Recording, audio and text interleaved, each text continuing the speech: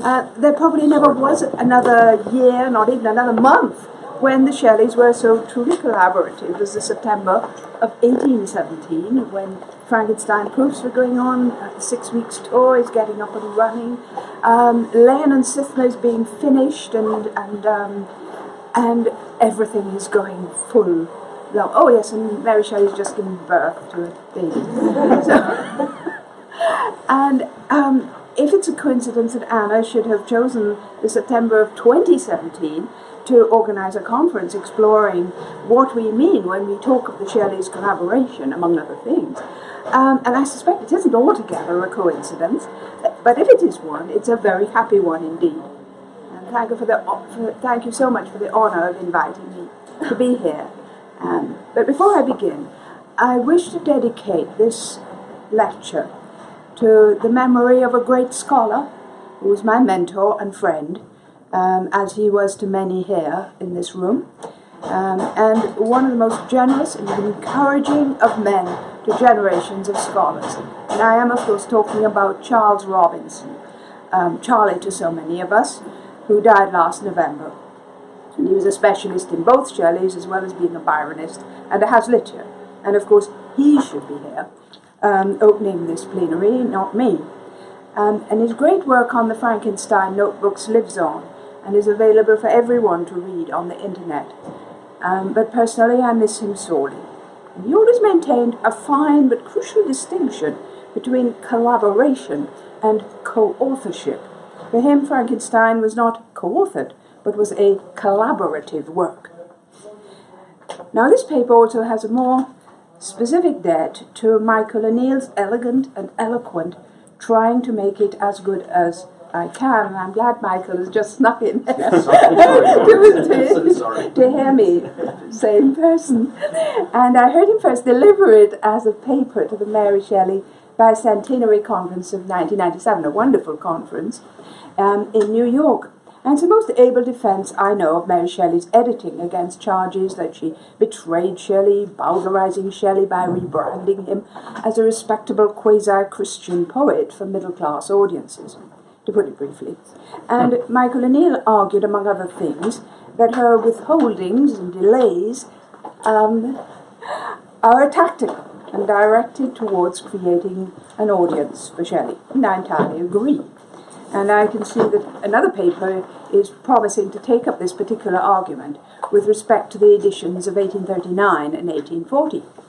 However, while making it as good as I can marked a turning point in the reading of Mary Shelley's role as editor, the view that it was her purpose to make him a poet of lyric flights and Victorian respectability keeps on refusing to lie down.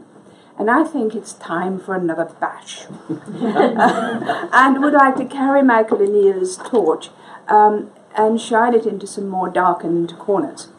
He examined mainly her editing of Shelley's completely finished work, or ready-to-go work, and I would like to explore that a bit further, and at the same time scrutinize, in a few brief sort of forays, the charge that she was careless and licentious in her actual editing and of unfinished work from drafts, not only in general tendency, but also in details. And I shall try to abide, with regard to Mary Shelley and her severest critics, by the maxim of Spinoza that Shelley set up as one of his standards: non ridere, non lugere, neque detestare, sed intellegere. Not to laugh at, deplore, detest, but to understand. And I also want to share with you some of the understanding that has come to me concerning Mary Shelley's posthumous editing of Shelley's poems, which is a subject that has engrossed me since starting work on Volume 7 of the Johns Hopkins text, more years ago than I care to remember. Anyway, Volume 7 consists mostly of the poems that Mary Shelley edited from Shelley's rough draft and published in Posthumous Poems in 1824, the really amazing text. And if you want to know more about it, come to the lunchtime panel when Michael Rossington and I will tell you more about the editions we are respectively engaged on, and when you'll be able to ask us questions. Now I'm going to begin with this well-known passage, which you've all had time to read and reread, from a letter to Leigh Hunt written in October 1823, in the middle of her debating as to how to publish Shelley's works. And she says, I want to pick out this, it would be, she inclines to have a volume of unpublished ones, or, instead of the whole. It would be a specimen of how he could write without shocking anyone. And afterwards an edition of the whole might be got up, inserting anything too shocking for this volume. But I should be very glad of your opinion. Now, in terms of reputation, she's played very dearly for that phrase, without shocking anyone, which she never repeats elsewhere. It's been decontextualized and taken to be the motivation of her entire project. And not enough attention has been paid to that edition of the whole, which would contain the shocking stuff. And I've argued elsewhere, and I repeat it here, for as I don't believe, I think only a fraction of people here would have read it, has been paid to that edition, that her remark to Hunt is a barbed one, aimed at one person in particular, which is Hazlitt, who in 1821 had accused Shelley of wanting to shock the public. He begged Shelley to stop the incessant, alarming whirl of his voltaic battery, which brought discredit and disgrace upon the cause of science and virtue. And that's to be found in Table Talk, 1821. Now, Hazlitt was being a radical, both Mary Shelley and Leigh Hunt, who had remonstrated with Hazlitt about this piece, and they badly wanted him on side, along with other radical writers like Charles Lamb. And what Hazlitt meant by shocking in this case were, in particular, Queen Mab, Leon, and Scythna and the Cenci, poems in which Shelley had advocated atheism, exhorted brother-sister incest, and made excuses for parricide. And the other thing Shelley meant by shocking was extravagance of language. However, Mary Shelley fully intended that new generations of readers would one day be exposed again to the full force of Shelley's voltaic battery, having first been charmed into stepping off their glass-footed stools. And in the event, Hazlitt proved implacable, and in posthumous poems, the review he did of posthumous poems in the Edinburgh Review, twice repeated his charge that whatever shocked the feelings of others conciliated Shelley's regard, and that Shelley would rather shock and be disgusting and extravagant than produce no effect at all, or be charged with a want of genius and originality.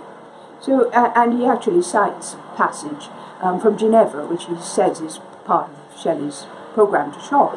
So, the fact that Mary Shelley published posthumous poems, which is supposed to be this rather eviscerated Shelley, didn't really appease people like Hazlitt. They still thought it was shocking, certainly in the terms of style, though actually Hazlitt approved of the political stuff there, which of course I'm going to say was not what Mary Shelley understood by shocking.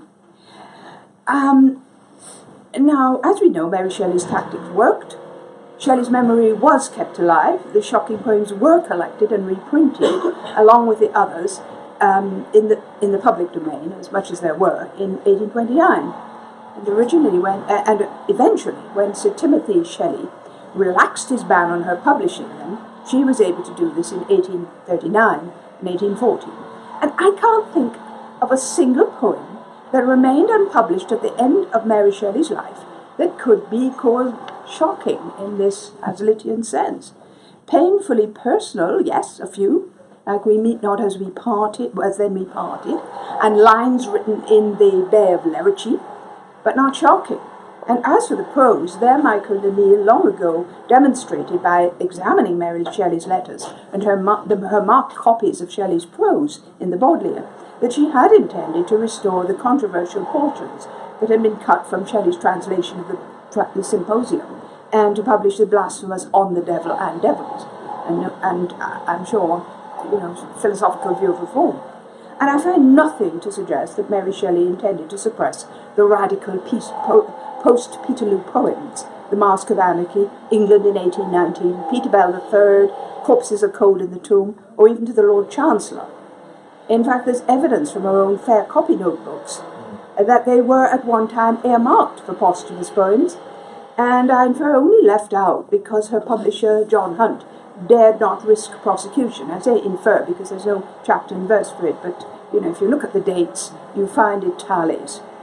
and with good reason. During the interval between Mary Shelley sending the volume to press and the day the presses actually started rolling, about 3 months, rather unusual, he was unexpectedly found guilty of blasphemous libel for printing Vision of Judgment by Byron, and a possible prison sentence hung over him. And when Mary Shelley was allowed to publish her the poems at last in 1839 in his collected works, she said they couldn't have been published earlier in those days of libel, covering both blasphemous and seditious libel, not just personal libel. And I see no reason to be sceptical. It's often been said that had they been published when Shelley wrote them, they would have had a tremendous impact and would have fed into the national debate in 1819, whereas being published when it was safe to do so, they were neutralized and could be looked on as a comfortable retrospective of the bad old days. Now, I don't think that 1839 to 1840, a period of high activism of Chartism, it was at all safe. And in any case, I think this minimizes the extent to which poetry has delayed effects and transcends the immediate occasion for which it is written, and that battles have to be fought over and over. And a retrospective of the bad old days is a way of saying to younger generations, remember, remember, don't let it happen again. And, it is amazing how Mask of Anarchy has become so timely in this last year in a way one would not really have believed. And it's extremely germane to the question of poetry being the unacknowledged legislator. However, that's another topic of mine, and maybe one of these days I'll write about it. But there are 2 other remaining questions before I press on. One of them is good taste. Mary Shelley did not like coarseness, and she does euphemize words like belly, and she has a tendency to substitute heart for breast, and she leaves out an entire stanza from the verses known as Tomorrow, about the disappointment of tomorrow being like a youth stealing towards the bed of his beloved and finding instead the beloved's old brown grandmother. And it comes as rather a shock when you read it. And of course, when Mary Shelley cut out that last stanza, it comes as a wistful sigh. Oh, isn't it sad, isn't it disappointing? We look for tomorrow, the desired, and find today. And then comes, as a youth with light, quick step, and then the brown grandmother comes at the end. A very ageist piece, by the way. I'm never quite sure how much I ought to disapprove of her for depriving readers of this nugget of scabrous Shelley for 190 years, especially since she preserved it when it lay within her power to have destroyed it. But even this regrettable propensity to smother the ribald in Shelley has been exaggerated. It's long believed that in 1839 she published Peter Bell III and Swellfoot the Tyrant only because she was shamed into doing so by Hogg and Trelawney, or did so to get people to buy 2 different copies of Shelley's poetry in 1 year, because one was a very expensive 4-volume edition, and then she revises it and enlarges it and adds Peter Bell and Swellfoot the Tyrant and several other things, including improved copies of the poems to Jane. And so, although it's cheaper, it's a richer kind of production. And so she was working at a furious pace, because no sooner had the first book been out than she bounds away at the second, and Shelley's prose, and she gets 3 editions of Shelley out in 1 year, 1839. I'm going to call the second one 1840, just to keep them separate, because they weren't, it wasn't published in 1840, but the frontispiece, engraved one, has the date 1840, and it's convenient to do that. So, okay, when I say 1840, that's what I mean. I mean the second edition, the double-columned 1-volume edition, the cheaper one. And not very cheap, of course, but relatively speaking. And all the time she's out of sympathy with Shelley's satire and squirming inwardly at their bad taste. By the way, can you hear me at the back? I just don't know how my voice carries in this room. It's okay? Okay. All right. I'm sorry about the building. Yes. We'll try and do something about it. Okay. Well, anyway, give a wave if ever my voice drops or anything. And I confess to floating along on the stream of this consensus for many years. Now, it's true that she never liked Swellfoot or the preface to Peter Bell III, but the actual poem, Peter Bell III, the actual poem is a different matter. And in a letter to Horace Smith, one of those that I found at the Essex Record Office in 2013, she says that she thinks Smith will like it and that it is as powerful a poem as any that Shelley wrote. And this has been enough to make me reassess Mary Shelley's entire attitude towards satire, and to notice how often she herself is satirical in her throwaway remarks, in her letters, and to see the significance of her admiration of Don Juan, of the mock heroic Secchia Rapita of Tassoni, the Sueños of Quevedo, the comedies of Molière, and much, much more. But that, again, is another story. And again, if I ever get time, I might write about that. Anyway, the other question is, however wisely prudential and successful Mary Shelley's tactics turned out to be, wouldn't Shelley have said, "Not in my name"? Did he not prefer to be shot down in flames than to truckle and compromise? Wasn't Mary Shelley taking advantage of his death to do something that he would never have tolerated in life? Well, actually, quite apart from his censoring Len and Sithner and his saying to Peacock, well, if you find anything censorable, just put asterisks. I trust you to do that, and various other things, ad hoc things like that. I found some evidence that Shelley towards his life saw the sense of poetry that would sell, or at least help to diffuse his rock-bottom reputation, and that he too was attempting to publish things that wouldn't shock the public, and then after, then he could follow that up. He asked Leigh Hunt to contact the publisher Allman to find out if he would buy the copyright of Charles I, and then he added,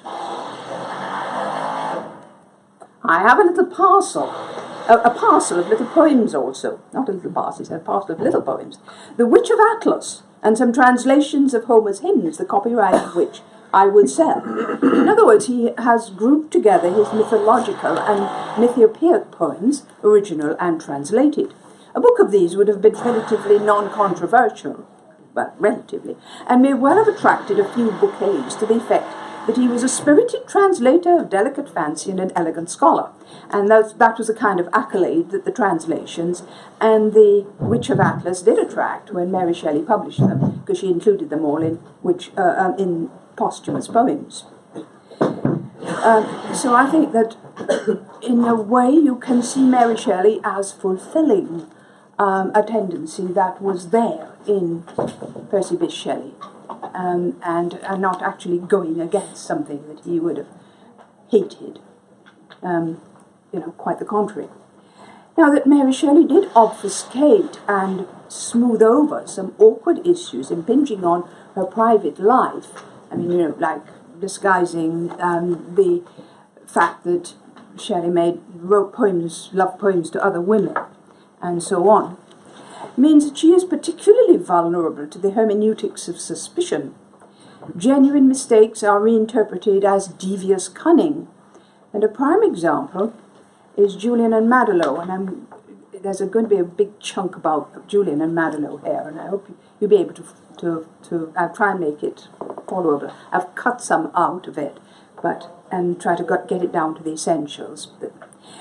And I'm going to just do one aspect of it, which is, why did she date Julian and Madelot, Rome, May 1819, in posthumous poems, that it was composed then, which makes it the poem that Shelley finished before starting the Cenci. And actually the notebook evidence does bear this out, that Shelley finished the Julian and Madelot, or could have finished Julian and Madelot, around May. That would have been when it was ready to go. And when editing Shelley's poetical works in 1819, she moves it into the Poems of 1820 sections. Those of you who don't know the editions of Mary Shelley, she does something quite extraordinary.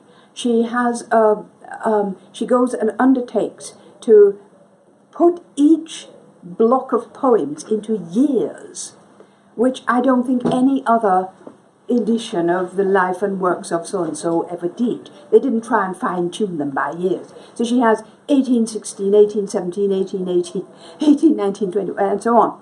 And after each one, she has a little bit which squirrels a lot of biographical stuff into it, but also judgment about Shelley's poems, and it's under pretext of being the circumstances under which she wrote under which Shelley wrote each poem, and what he was reading, and things like that, where they lived, and so forth. And it's wonderful prose. And in each case, she goes and makes a generalization. She characterizes each year as the year in which Shelley did this. This was the year in which Shelley retreated from the world. This was the year in which Shelley was an activist. This was the year in which Shelley was really driven low by misfortunes. This was the year in which he took pleasure in boating and with friends in the country. In other words, there's a narrative, but each year is written like a sort of chapter of a book.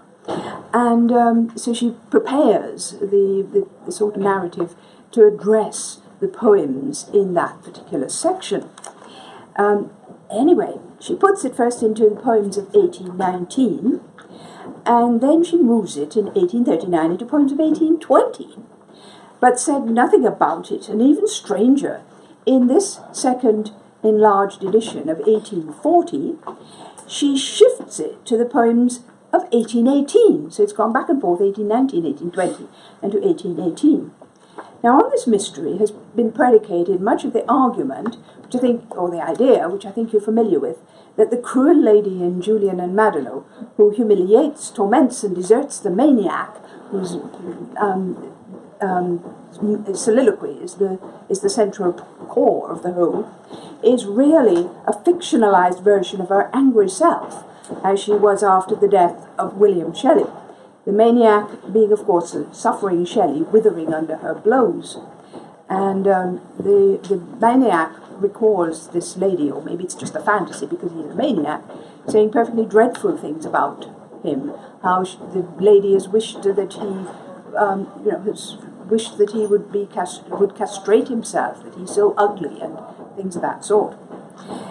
But one thing the lady hasn't wished is that he would commit suicide. She's a perfectly, very, very angry lady indeed. Now, either Mary Shelley knew nothing about the circumstances of the composition of the poem because Shelley kept it a secret from her for fear of wounding her, or she knew all about it and tried to distance the poem from the year 1819 when their son William died.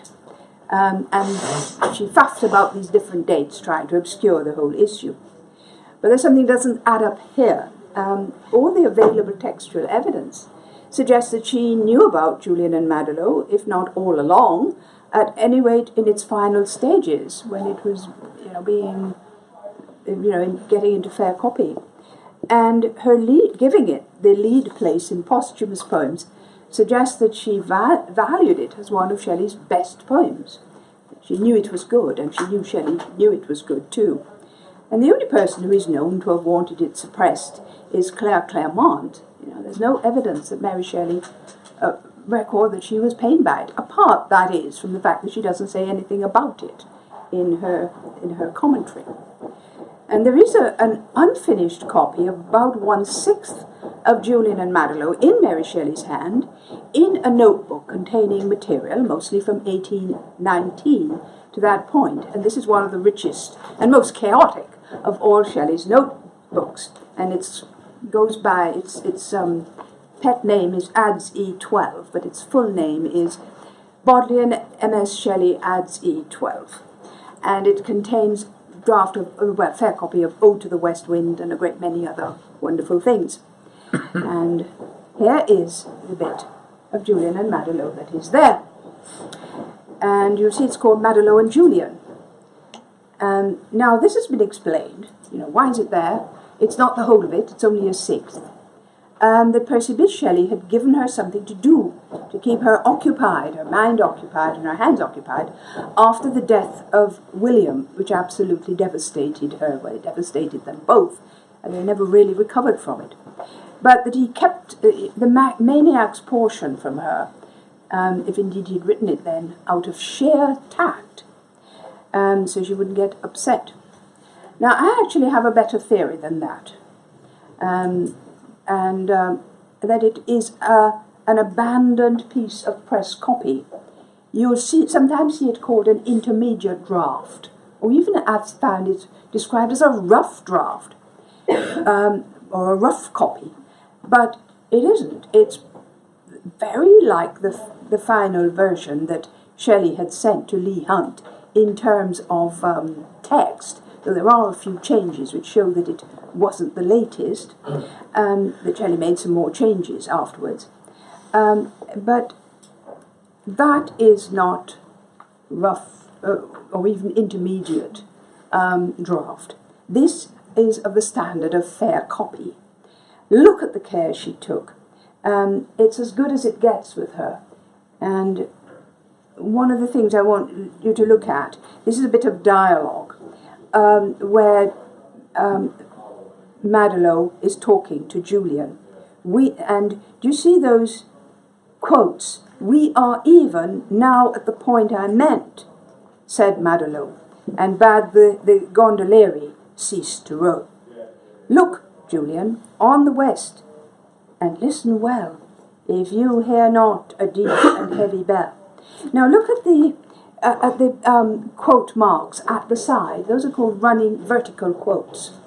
And they are the things that people put in fair copies to show directions to the printer, because it was the printing style to put vertical quotes all down lines of dialogue. We don't do that now, but that's what they did then. And she's done it. And I think that this is something that is being prepared for the press.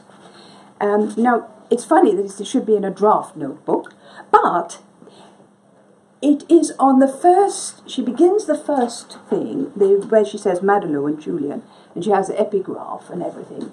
That's an epigraph of it. It's on the first page of an 8 bifolio choir. And these choirs in the notebooks could just be sort of pulled out, and you'd have a little booklet there. And she started on the first page, so that she would have got 32 sides to write on. And that would actually occupy almost all of Julian and Madelot had she continued. She'd have needed one more page, but it would have had all the maniac's soliloquy, and also at the time, which has to be by August 1819, because that's when Shelley sent off the fair copy. By that time, it shows that the notebook would have had a kind of dry run. The leaves there would all have been blank. They were filled in later, but they wouldn't have been in August, up to August 1819. Anyway, why didn't she finish it then? Well, here I do get speculative, but there are perfectly reasonable speculations, it seemed to be, and it could have been Shelley's first idea to ship it with the Cenci, and it would have not have cost very much. But if he had shipped it, or he posted it on those rather thick pages in that notebook, it would have cost a fortune. So he decided to send it by letter to Leigh Hunt instead, and instead he wrote on very, very thin pages. If any of you have ever been to the Pierpont Morgan Library, you can see them. They're tiny, squingy things, little bijou things that fitted into an envelope and managed to get by the post for only 3 shillings and 9pence. So he got it past the post office. And it was so that Leigh Hunt received it, not as a proper press copy, but as a tiny little present. And very sweet. And it's now in ivory box put in by Buxton Foreman or somebody later on. Anyway, it's in very flimsy paper, which was very light. Meanwhile, and Mary Shelley took part in copying the Cenci, and it seems to be in a division of labour. Shelley goes and does Julian and Madelon. Mary Shelley goes and does the Cenci, which of course she was very interested in. And the press copy of the Cenci doesn't exist anymore, but she writes in the diary copy, you know. So now there was once another copy of Julian and Madelon in what is now known as the larger Silsby notebook, because it's now was given to the library at Harvard by Edward Silsby. And it's a notebook for keeping copies in case the press copy got lost. And yeah, and this is its contents page, and it's and it's all in Mary Shelley's hand. She kept the books there, but the actual notebook was kept by both of them. She wrote in some, he wrote in some. And you see that Julian and Madelon is right at the top. You see also that her handwriting changes as it goes down. She obviously enters them in batches. She brings the contents page up to date. And where it begins is very typical of her writing of 1819, 1820. Perhaps nearer to early 1820 than to 1890. But thereabouts. And she has that sort of flat-topped R. It's not a pointy R. Do you see Mask of Anarchy? Do you see that there's a flat-topped R? And it starts transitioning in 1820, and it isn't very marked by the time you get to 1821. And the two sorts of R's, the flat-topped R and the peaky R, sort of coexist for a time. And then by 1822, she has gone out over very strongly to peaky R. And in this way, and I don't think this has ever been written about. That may be another thing I write about. Mary Shelley's changes in Mary Shelley's handwriting and what hinges on this, and how you can sometimes make inferences about dates as a result of this. Anyway, this is not after Shelley's death, that's for sure. She has made up this list during Shelley's lifetime.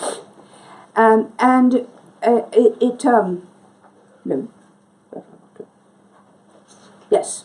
In this notebook, there was once another copy, also headed, well, as you see, Madelon and Julian, and it was for keeping copies in case press copy got lost.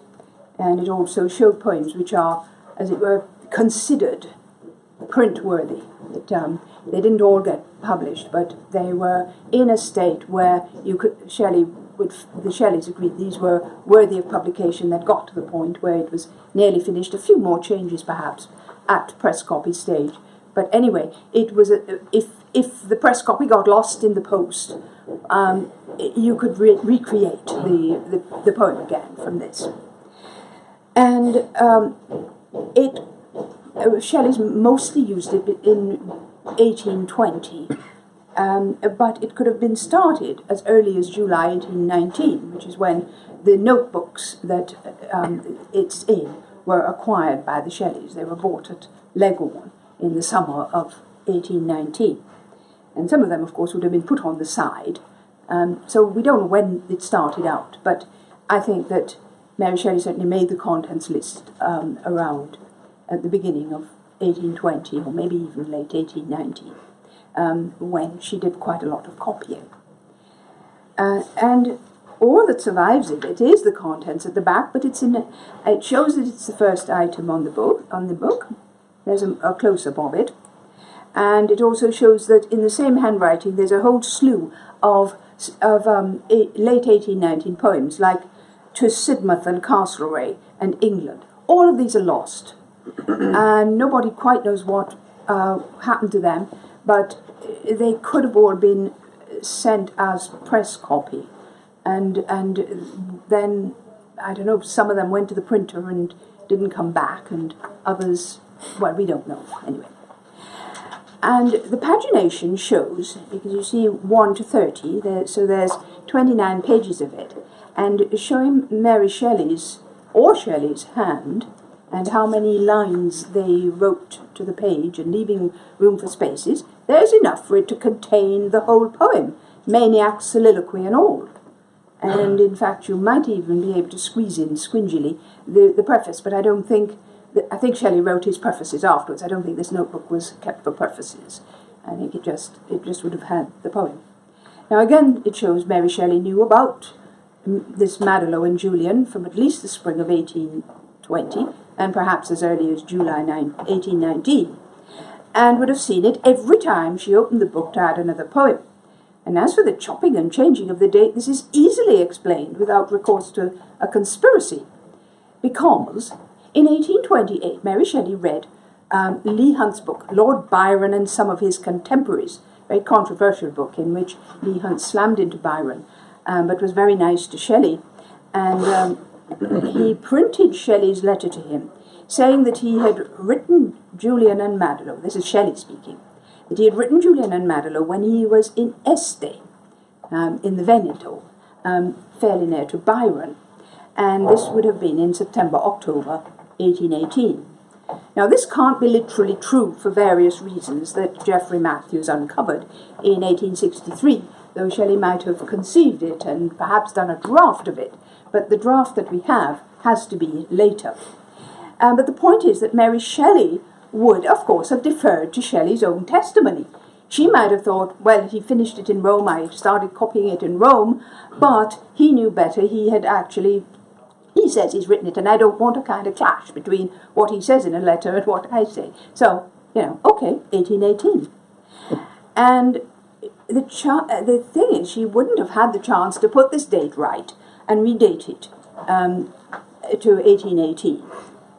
So why did she redate it to 1820?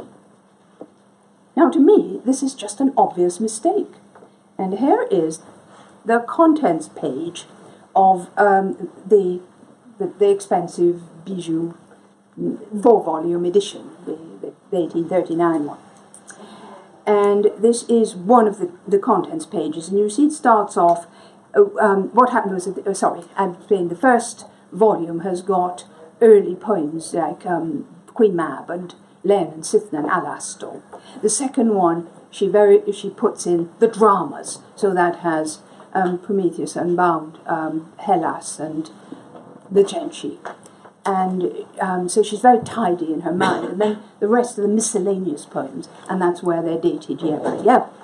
Anyway, she has poems of 1818, and then you'll see poems of 1819, and then poems written in 1820, and then over the page, and it says Julian and Madelot, a conversation, and it's the last one in the book.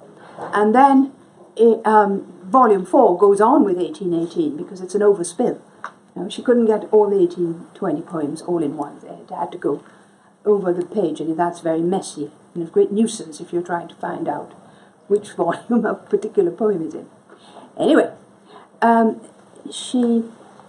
it's volume 3 coincided, the proofs of volume 3 coincided with a time when her health broke down. She wrote of it later and said, it drove me nearly to the verge of insanity. And this continued all March 1839, and well into the April. And there's a letter again to Horace Smith writing that she couldn't concentrate, and the printers were very exigent. So she had a terrible time. It's not surprising that volumes 3 and 4 actually have quite a lot of mistakes in them. There's a poem, a bit of a fragment that shouldn't be there. It's part of draft of Faustus, and it got in there. She got it out later. Then there's rough wind that moan us loud. It dropped out. How? There's a lot about, if you look at it closely, the arrangement of it and the final, the tidying up of it has got some serious flaws, errors in it. And I think one of the casualties is Julian and Madelot. It's very easy to see how it could have been sent late, or the things got shuffled up, or the poor proofreader, compositor didn't get enough instructions and just thought, well, I put it at the end. It seems to me a quite clear case of an error. And so when the 1840 volume comes out, she's got another bite at the cherry. She can put it right, and she does put it right. She puts it into 1818, where she always meant to do it, which she'd meant to do it ever since she'd read Lord Byron and some of his contemporaries back in 1828.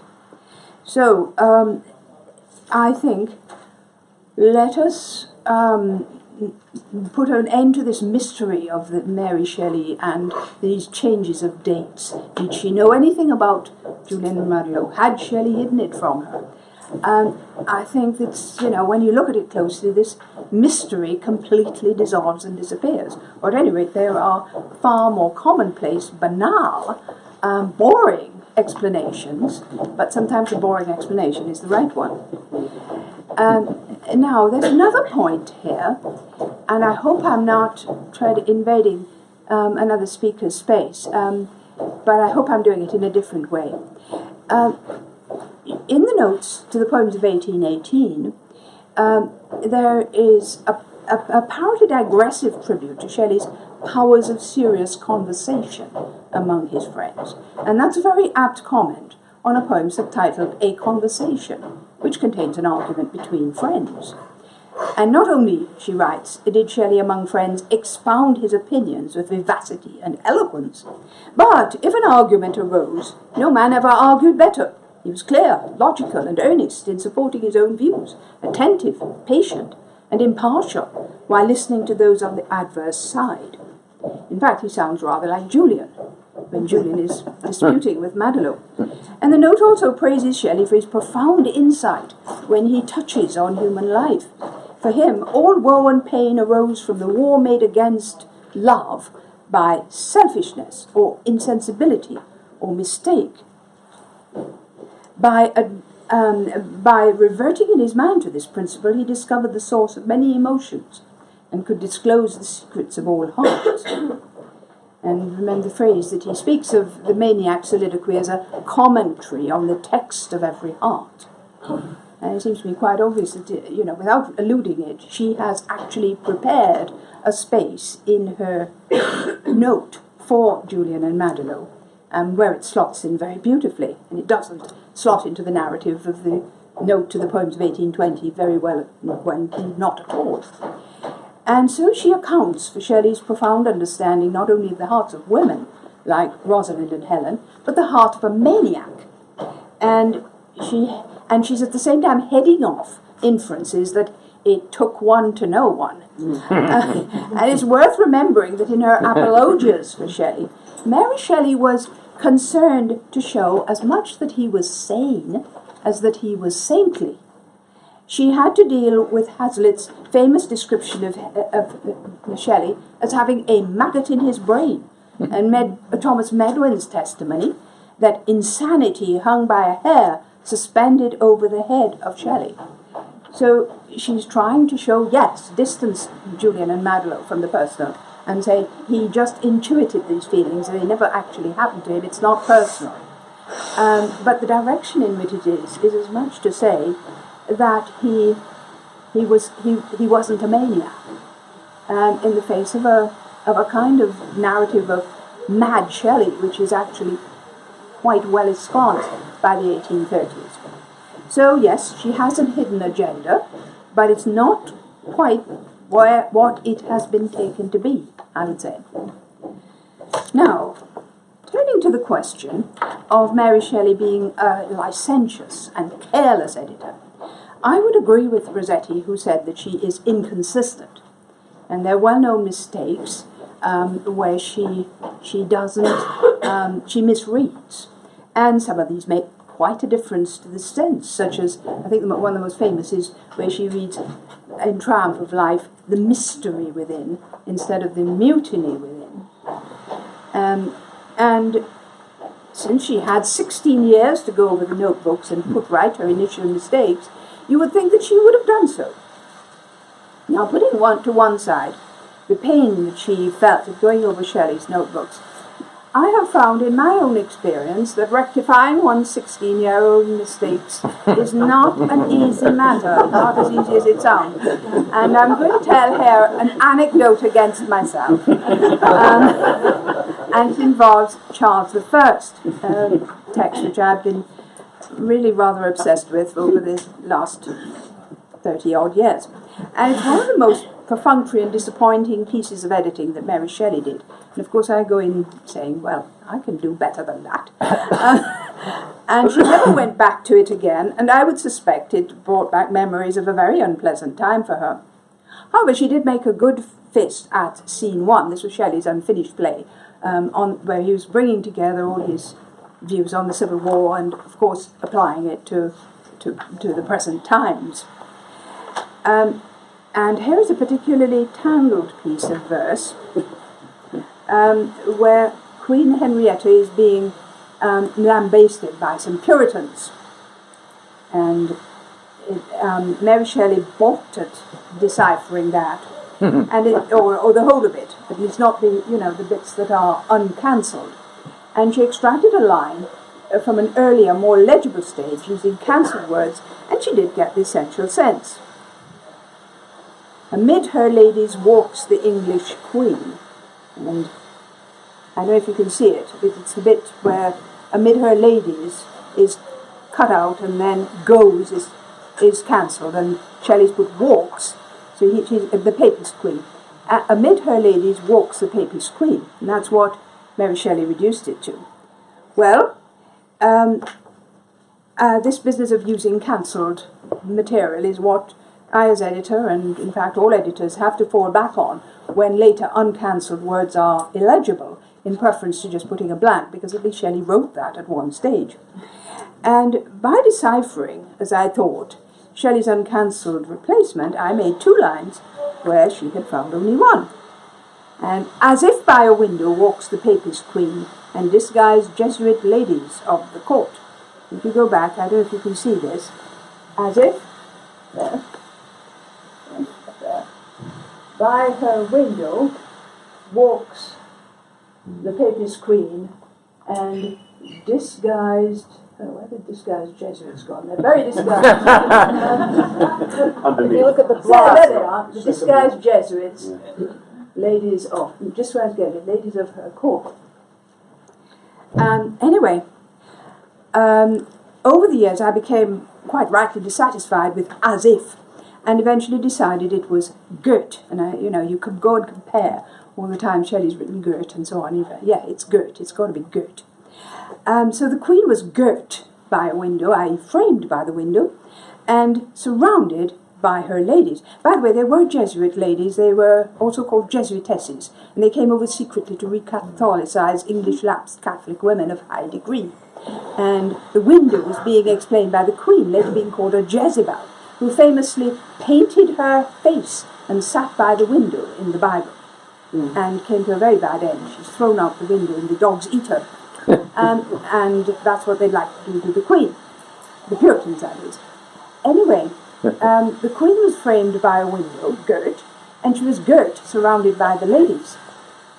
Now the fact that Shelley never uses girt to mean framed bothered me a bit, but I lived with that until one day the Veganese bored a small hole through, and I thought, window isn't right. Window is not right. Shelley never does a final W like that. And so out of the window went the window, and eventually I worked out that the lines read, girt by loose wanton ladies of the court and disguised Jesuits walks the papist queen, which is much better, I think you'll agree. I won't say by what route I came to loose wanton ladies, but I feel confident of it now. And now here's the rub. It's that the penny only dropped 1 month ago, when I'd locked up, as it were, my text of Charles I and thought I could do no more with it. 29 years it has taken me to undo my initial mistake, despite having all this time to do so. It's a bit alarming. And I apologize to all any present who have been misled by me. Am I in a position to blame Mary Shelley? I think not. Now, here is a bizarre instance where she did go back and review what she had done. And this is a very imperfect set of verses known as I pant for the music which is divine. And this is, these are the words. There's one verse. The scent of, the thirsty poet who pants for the music says he is like the scent of a violet withered up, which grew by the brink of a silver lake, when the hot noon has drained its dewy cup, and mist there was none, its thirst slake. That is actually the 1839 version. Now, in her poetical works, Mary Shelley published two versions, another mistake caused by frantic haste, and one of them showed that she had gone back to the original manuscript. And the second version, which she put in the fragments, though she tried to make it look as unfragmented as possible, funny, you know, the fragmented one she puts in the main block of poems, 1820, and the other one, the one she's tidied up, she puts in the fragments. Now she makes it try and look as unfragmented as possible, and so it now reads, when the hot noon had drained its dewy cup, and tank there was none, its thirst to slake. Now, when you look at the original, you see that actually she has corrected has by had, and the tank, though bizarre, is actually closer to the shape of the word that replaced mist. And one's first thought is that tank is really drink, which would make a lot of sense. But there's no I dot, and there's something about the general ductus of drink that isn't convincing to me. And I pored over this one and came to the conclusion that the best fit was dank. And dank there was none, its thirst to slake. Could dank really mean water, moisture, in a poetic context? Yes, it could actually. Shelley knew his Milton, and in a passage of Paradise Lost, the water birds in Eden, on silver lakes and rivers bathe their downy breast, yet oft they quit the dank, and rising on stiff pinions tower the mid-aerial sky. And there's the idea of transcendence, and there's even the silver lake. On silver lakes and rivers bathed, and off they quit the dank. So I have to accept that Shelley wrote dank, and that Mary Shelley's tank was a conscientious revisiting, an effort to try to make sense of the shapes she saw on the page, and to transmit Shelley's latest thought. And if she hadn't printed tank, I certainly wouldn't have seen or even thought of this. On the other hand, mist was what Shelley originally wrote. It's crossed out, but it is the more euphonious word. And in a poem about music, do you want a discord? Perhaps this poem can take it, since the harsh dank softens into slake, and dank there is none, there was none, its thirst to slake. And the more I live with it, the more it seems quite natural, really. And in the end, the decision depends on whether you value euphony or richness of allusion more in this particular instance. Now, the previous examples have directed me towards the conclusion that Mary Shelley's principles in editing from manuscripts were in many respects similar to those of modern editors, as well as mediating with what the practice of her and Shelley had been. For instance, with uncancelled alternatives, she chooses the later over the earlier, generally, and that lies behind her choosing in Triumph of Lives Rousseau's saying that the earth had supplied him with pure nutriment, and the foul disguise would otherwise not stain that which ought to have disdained to wear it. There's that one, stain that which ought to have disdained to wear it. Or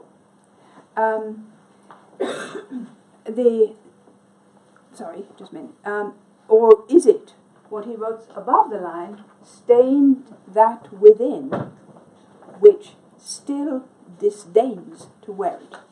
And as Balachandra Rajan pointed out, The meaning of the line alters significantly according to which alternative is preferred.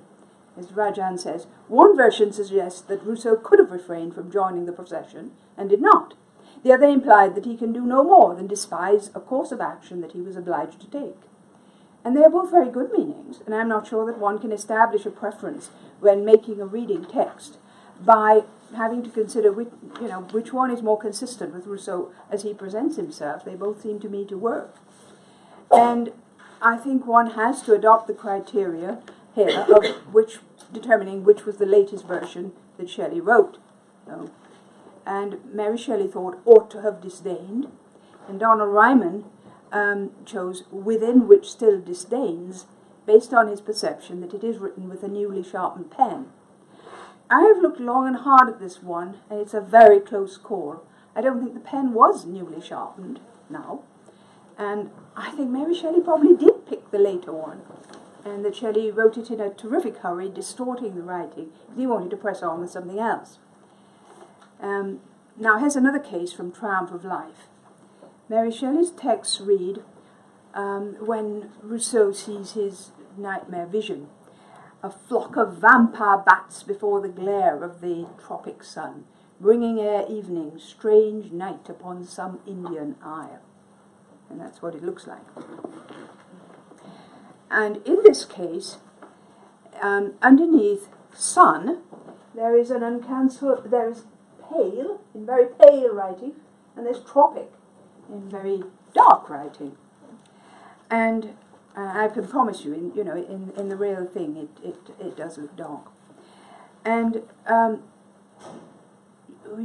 tropic could have been made with a drying nib. Shelley's written, he's run out, it's the last thing he writes. Or he could have redipped the nib and put tropic in at the last moment. So the criterion of lastness is very difficult to apply here. And here, I think Mary Shelley used taste and judgment, as all editors have to. Tropic is the more vivid and lurid, and it seems to me absolutely right here. And there is the reduplication of sound in flock, tropic, which seems to reduplicate the thronging shadows on a sonic level. And it seems to me much better than pale, even though pale makes perfect sense, and it goes with the images of the sun being dimmed. But I do think she was right to choose tropic. But that, you may say that's subjective, but I think in the end, faced with this, it's absolutely necessary to be. Now, one of the things that Mary Shelley noticed, that Shelley, from having access to Shelley's notebooks, that when he has two uncancelled alternatives and underlines one, the underline means that he has chosen it. But when he has an uncancelled alternative and a cancelled one, and the cancelled one is underlined, the underline usually means confirm cancellation. And Macklin and I discussed this, and finally Michael persuaded me that must be what he intended. It's much too frequent a pattern. The underline means something different if there are two alternative uncancelled, but it means confirm the cancellation. Now the question is, what does he mean? Because anything that can be imagined happening in Shelley's editing will eventually happen. When there are two cancelled alternatives, one of which is underlined. And here is this from a poem called known as Dirge for the Year.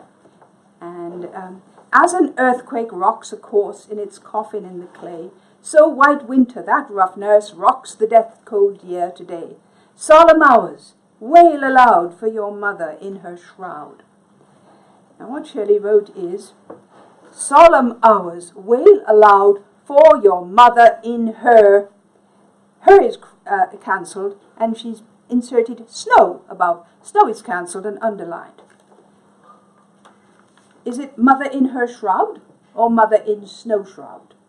Has Shelley selected snow, or has he deselected it? And believe it or not, the phrase in snow shroud does exist, though not in Shelley. Shelley had recently been reading Keats, and this is almost certainly a reminiscence of to see their sister in her snowy shroud. And in Mary Shelley's transcript, and this is very interesting because you can see her doing it in successive stages. She first tried out in her snow shroud, and she finally settled for her shroud. And despite my preference for Dank, which I expressed earlier on, I don't think I can do better than follow her and say her shroud. I really don't know what. I think that Shelley did mean confirm cancellation with the snow, even though he's put a carrot there. Now, another issue that Mary Shelley is criticized for is that she finishes off fragmentary poems, and she turns them into whole poems by sleight of hand, by slicing off the end of it. And of course, this is a practice where we can't follow her here as modern editors. She, we have to go by what Shelley. Sorry. On the back of the. Ah yes, here it all is, and it's the fragments appear to be complete poems. And this is very wrong, of course, and sometimes her practice alters the whole mood of a poem.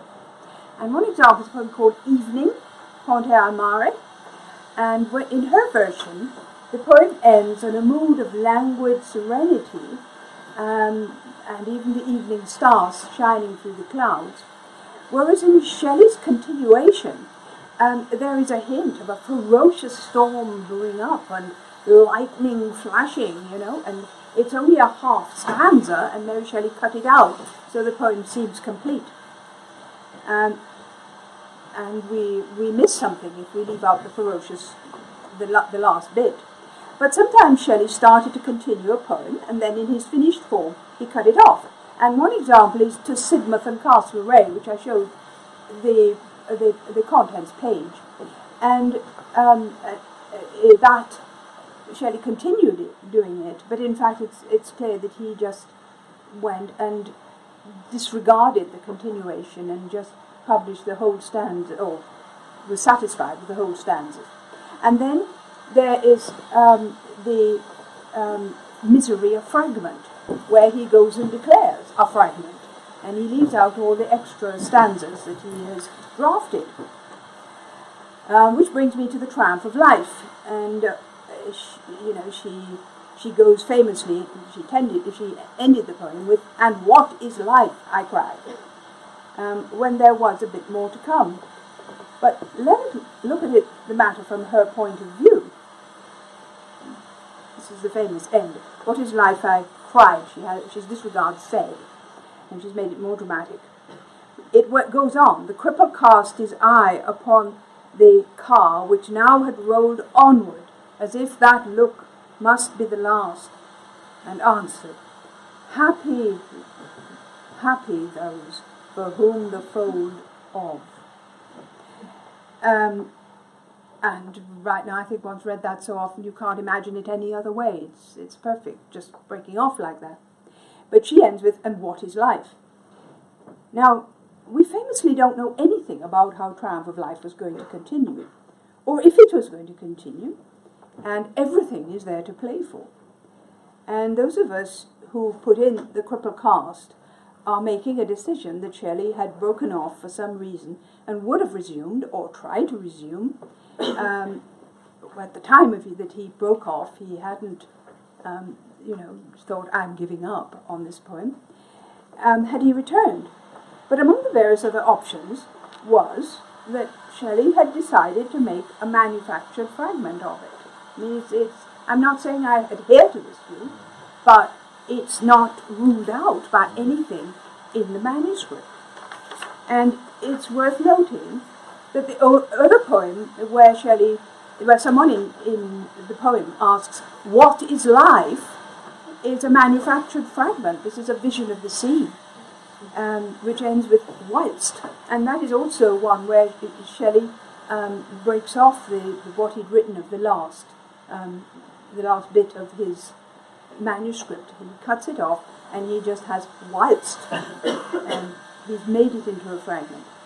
And there is a poem of Keats that Shelley admired enormously, and which haunts Triumph of Life, and that's Hyperion, which ends, "Apollo shrieked, and from his limbs celestial." And I see a lot of Hyperion in Triumph of Life. And there's actually nothing that says that Shelley hadn't written as much as he had determined to write, and he had decided to make it into a manufactured fragment. When the poet asks the ultimate question that can't be answered, rather like Rasselas, you can't, what is the way of living your life? You can only do it by living. What is life? You have to live it. So you could regard that as a sort of conclusion in which nothing is concluded, like Rasselas. And that he had turned back and thought, right, I'm going to fair copy this out, what I've done, and he starts to do that. And he gets down to the bottom of the page, and then he breaks off, and that was what he actually wrote last. Not of, but he wrote none, something, and no one seemed to know whither he went or why he came and why. And that was the last thing he actually wrote. We don't know. We really don't know. And I think we have to keep the options up in the air. But editors have to make decisions, and that was the decision Mary Shelley made. And I'm saying that it is a valid one. And now I would just like to conclude by saying that, queer as it may seem, I think that there is such a thing as posthumous collaboration, if by that one means trying to realize the work of somebody with whom one has worked very, very closely. And, or in spite of the fact that Mary Shelley had many other pressures pressuring her, like having to get money or wanting to gather together as many poems of his to make her a book as she could. In spite of that, working with Shelley, and not in the sense of finding his spirit talking to her, but memory work, remembering what they did together, remembering their experiences in her being his amanuensis, and then working out the press copy and sending it to the press, realizing his work. Thank you.